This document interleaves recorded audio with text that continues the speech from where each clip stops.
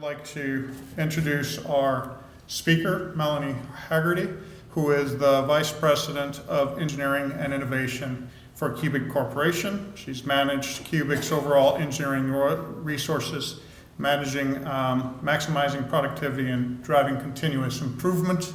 So with that, let's give her a big hand and she can tell us all about what Cubic is doing.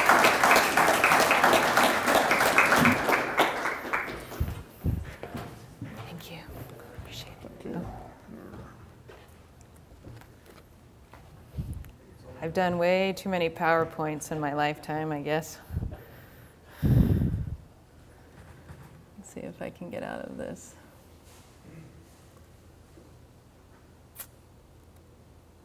There we go. All right. Thank you again. I really appreciate being here. I'm actually very excited to be here, mostly for the students. You know, you are doing the research of the future, and industry depends on research to be into the future. So thank you, and thank you again for hosting me here today. So again, I am the Vice President of Engineering and Innovation at Cubic, but while I'm not an alum of San Diego State, I have a lot of familial ties. My father was a professor here, and my aunt and my sister is a graduate, as well as many cousins, so we have Aztec blood running in and out of our family quite a bit. I did graduate from the preschool here many years ago, so maybe I should get an Aztec t-shirt of some sort to claim some sort of connection, but I'm not here about me, of course, I'm here about Cubic, and specifically how Cubic would like to further collaborate with the universities to really leverage the fantastic research that you're doing and to apply it. We do collaborate with universities across the globe, and so, of course, I'd like to think that San Diego is the epicenter of the world, and so why not collaborate with some of the most fantastic resources that are available to us. So who is Cubic? Cubic is a global provider of market-leading innovative solutions in three main business spaces: in public transportation, in critical mission solutions, as well as in defense training, both for the US as well as for our allied partners around the world. I think a lot of people have told us before that we seem to have an identity crisis because you don't really get this kind of a mix within one company, but we are in fact a global leader in all three of those business sectors. So that's kind of who and what we do. Actually, I forgot to mention, we are a homegrown San Diego company. We were founded here by Walter J. Zabel in 1951. And from our very humble roots in San Diego, we have grown to become a global leader. So that's who we are, but how we are and what we are, this is our purpose, vision, motto, and values. And rather than reading through all of those words, I think the top sentence or the first sentence in the purpose, our teams innovate to make a positive difference in people's lives. We innovate to make a difference in people's lives. That's very key to our identity. And you can see from our values, teams, the bottom there, they're all meant to be at the same priority level, so just because it's at the bottom doesn't mean it's at the very bottom. We believe that success is through innovation. So again, we are looking for people who like to think outside of the box, not to invent. Invent typically means that you're inventing because you think you found something kind of cool. Innovation is applying that invention to get to new revenue. And that's the equation for Cubic. That innovation equals new revenue. So since 1951, since Walter J. Zabel founded the company, we have been revolutionizing industry. Being innovative and doing that, changing things for the better, is what Cubic knows best. Whether that technology is the technology in passenger-controlled elevators, whether it is the back office payment systems for public transportation, or live virtual constructive training for our military and our allies. And finally, most recently, if you see if I can move the cursor down here, right here. These are ground satellite secure ground satellite communication systems that have been used not only for military purposes, but also for first responders and natural disasters. The last couple of years when we've had those horrible hurricanes that have come through, like to Puerto Rico, down in Texas, we have deployed teams as well as these Gator systems. And they are these systems, very portable, that have actually reinstated the communications link to those areas that have been hardest hit. You basically can set one of those up in 15 minutes, and you have direct connection to satellite communications that can then feed the cell phone infrastructure for a local area. So a huge impact to society as well as to people. Remember, we are innovating to make a difference in people's lives, not just the big global or big giant nebulous DoD or that. We want to make a difference in people's lives. So what I have represented here is the Cubic Innovation Social System. Whereas before, Cubic used to be very inward-facing, very organic, and actually a lot of us who have worked at Cubic for a long time are somewhat proud of that, we realized that we have to start really looking outward more. And as part of that, we want to collaborate more with universities. We always collaborate with our customers, of course, our suppliers, our industry partners. And we have to do that in order to keep this wheel, this innovation wheel, well oiled and moving forward. And the other way of doing that, one of the pillars of our innovation ecosystem, is that it's very collaborative. So we are looking for opportunities to collaborate with student research teams. We do have, while our best asset is our people, we do have a finite number of people. So if we are able to form teams that are complementary to our own internal project teams, you know, we are really capitalizing on this resource, the minds and the curiosity and the, I guess, the call to design and innovate on new technologies. Also, we create an environment where we learn from failure. I don't think you can be innovative without failing. You can't be afraid to fail. And we are trying to promote the environment where it is okay to fail fast and fail often. You just don't want to fail at the same thing too many times. You know, fail on something new and then learn from that. And of course, innovation is absolutely key to our growth, and you can see that from the inmost central part of that wheel is that for us, again, innovation and this ecosystem is creating new revenue streams for Cubic. So innovation is critical for growth. I think a nice segue there. What we're trying to do when we innovate is transform either new ideas or transform current legacy systems into new value, and by adding new knowledge not only into our products but into our own teams. We want that innovation to create breakthrough new value for our customers. If it doesn't create value for Cubic or create value for our customers, then it's not user-centric innovation. And there's no, other than the pure research purpose for creating something new, you kind of are out of alignment with what the industry wants. So new products, new methods of production, always to innovate from the customer perspective. And from the Cubic perspective, we are trying to ensure that we are establishing and maintaining sustainable growth.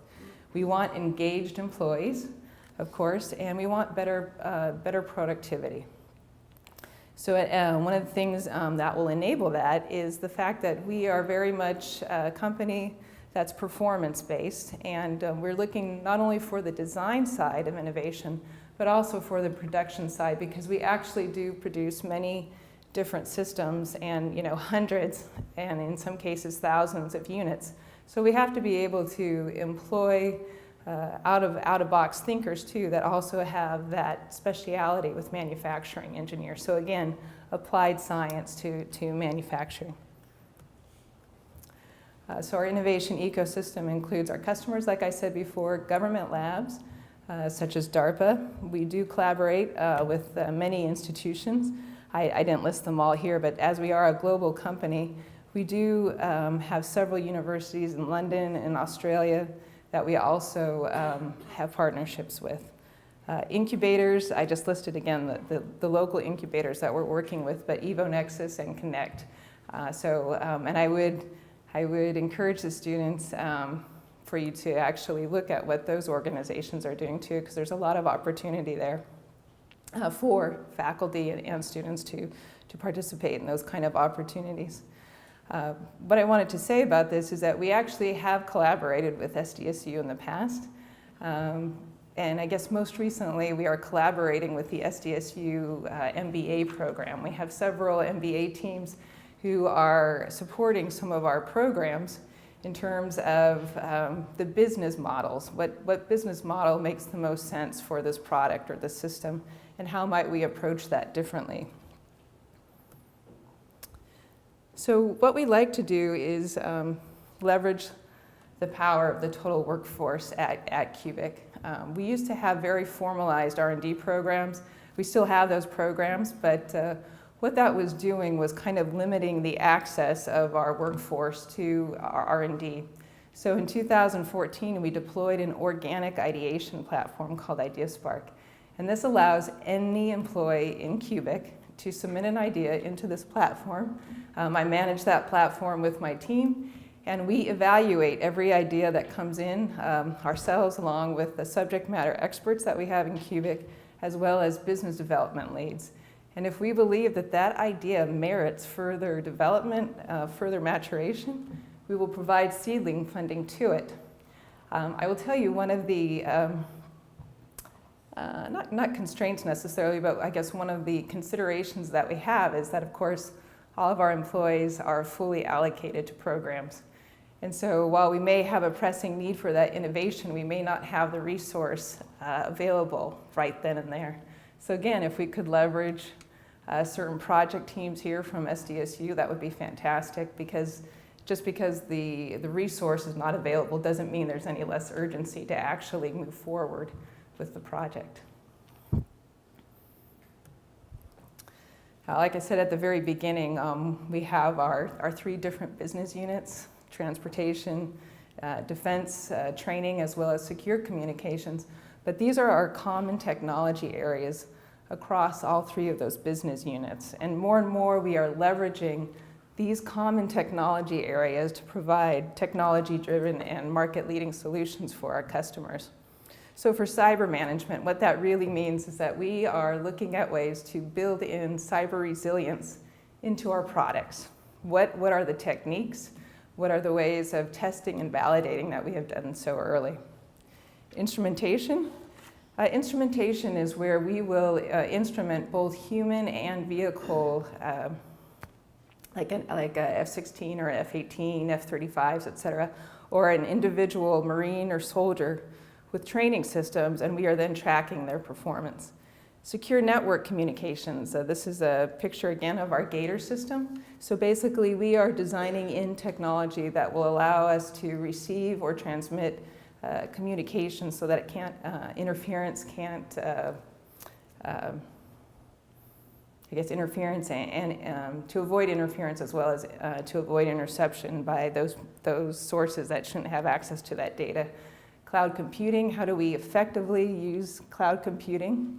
And algorithms and simulation, data visualization. As we know, there's so much data available to us now that the human brain can't really assimilate all of that raw data quickly. So our systems take that raw data, they do data filtering using machine learning, et cetera, to then create data displays that can be assimilated by the human brain. And finally, power management is more focused to batteries. We don't actually build batteries at Cubic.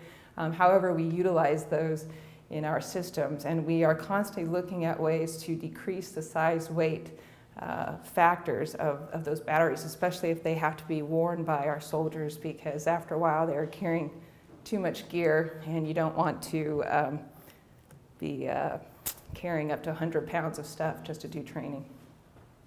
So like I said, we also enable our employees to think more individually in terms of being their own entrepreneurs.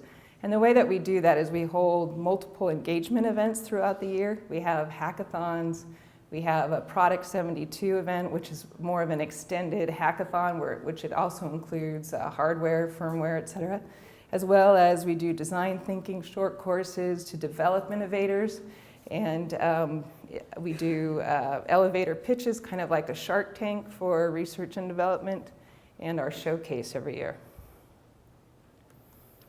So for the three business unit areas, so I promise I'm almost done. I'm not a professor, so I won't lecture for 45 minutes or an hour. But I wanted to just give the students in particular an overview of the three business sectors. So for our cubic transportation business, we support over 24 billion transactions per year, and these are the back office transactions. So every time you would put either your phone or your card on a ticket validator, those are our systems, and we are processing, helping the public transportation the public transportation customer to do secure payment transactions.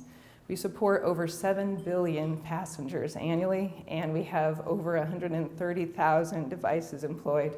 And we are currently going to be employing or deploying more of those as we're supporting New York and Boston now. We support Chicago, San Francisco. We are the primary system in London, as well as 2 cities in Australia. There are multiple cities for CTS. So our innovation in that business area is focused on the advanced mobile payment, cloud-based solutions, advanced self-service, and data analytics.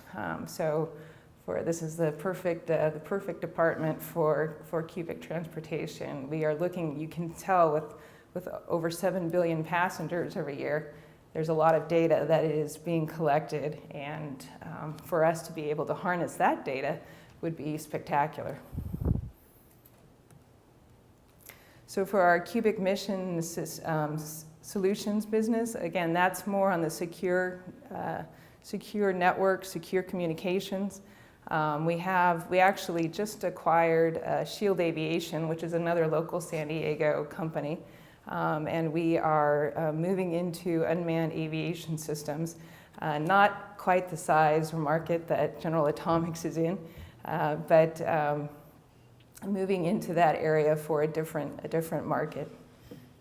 But a lot of what we do here actually is directly aligned with, I saw 2 posters about phased arrays and digital beamforming. So those were very, very interesting to me. We have our local San Diego group is actually working with the Air Force Research Lab right now on the digital beamforming research and development that we're doing in that area. So those were really exciting posters, interesting posters for me to read. The final business unit is Cubic Global Defense. After I graduated from the university, I was an ROTC student, so I went into the Air Force. So this particular business unit I feel very aligned to. It provides training to both pilots in the Navy, the Air Force, the Marines, as well as to our ground troops for Marines, Army, as well as our allies. And basically the mission of this particular business unit is to ensure that our systems provide the best training, so that when in the event that we do have to send our troops overseas or anywhere that they might be deployed to, that they're able to perform their mission and return safely. Part of where Cubic has led industry here is live training. And of course, where we are now going to is virtual and constructive training, so that at some point in the future, you may be training against an entity that you believe is absolutely live when it actually is a constructive or a virtual participant. And we just participated in an advanced technology demonstration up at Nellis Air Force Base right there in Las Vegas. We were the first company to provide a 5G advanced technology waveform and port it onto our software-defined radio and fly it in a mission to support live, virtual, and constructive entities simultaneously. So again, Cubic is a We're very proud of the fact that Cubic is a company of pioneers. We're a company of firsts.